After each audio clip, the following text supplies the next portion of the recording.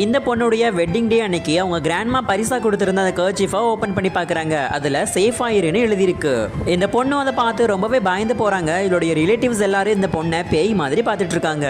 இந்த பொண்ணுடைய பாட்டி இறந்து போறதுக்கு முன்னாடி இந்த பொண்ணு கிட்ட வந்து நீ பிறக்கும் போதே சாபத்தோட தாமா பிறந்த, அதுல இருந்து உன்னைய இவ்வளவு நாளா நாங்க பாதுகாத்துட்டு வந்தோம், இன்னும் 3 தடவை அந்த சாபம் உன்னைய அட்டாக் பண்ணும், அதுல இருந்து நீ எப்படி தப்பிக்கணும்னு சொல்லி எல்லாத்தையும் இந்த பேப்பர்ஸ்ல எழுதி நாங்க போட்டிருக்கோம், உனக்கு இக்கட்டான சிச்சுவேஷன் வரும்போது மட்டும் இதை ஓபன் பண்ணி பாரு அப்படின்னு சொல்லியிருக்காங்க. நான் இறந்ததுக்கு அப்புறமா நீ 70வது ஆளை எப்ப பாக்குறியோ அப்ப நீ இந்த ஃபர்ஸ்ட் இதை ஓபன் பண்ணி பாருன்னு சொல்லியிருக்காங்க. இப்படியே அவங்க கிராண்ட்மாவும் இறந்து போயிட்டாங்க. ஃபியூனரலும் நடந்து முடியுது. ஒரு வழியா இந்த பொண்ணும் 69 ஆட்களை பார்த்து முடிச்சுட்டா. இன்னும் 70வது ஆளை மட்டும் பார்த்துட்டா அந்த ஸ்லிப்பையும் ஓபன் பண்ணி பார்க்கலாம். அப்படியே இந்த ஃபியூனரலுக்கு அந்த 70வது ஆளும் ரொம்பவே டெரரா வராரு. அவரை பார்த்து அங்க இருக்கிறவங்க எல்லாரும் ரொம்பவே பயந்து போறாங்க. அவரும் வந்து அந்த கிராண்ட்மாக்கு ரெஸ்பெக்ட் பண்ணிட்டு இந்த பொண்ணு காமிச்ச ஸ்லிட்டையும் எடுத்து படிச்சு பாக்குறாரு. பட் அதை பார்த்ததும் தலைதறிக்க அங்கிருந்து ஓடி போயிடுறாரு. இவங்களும் அதை எடுத்து படிச்சு பாக்குறாங்க. அதுல ரீசெண்டா செத்து போன 3 பொண்ணுங்களுடைய நேமை எழுதியிருக்காங்க. அதுக்கு அடியில இந்த பொண்ணுடைய பேரையும் எழுதியிருக்காங்க. இதை பார்த்துட்டு இந்த பொண்ணுடைய ஃபேமிலி எல்லாரும் ரொம்பவே பயந்து போறாங்க. அப்ப இருந்து இந்த பொண்ணு முடிவு பண்றா இந்த மேன் தான் கில்லர் அப்படின்னு.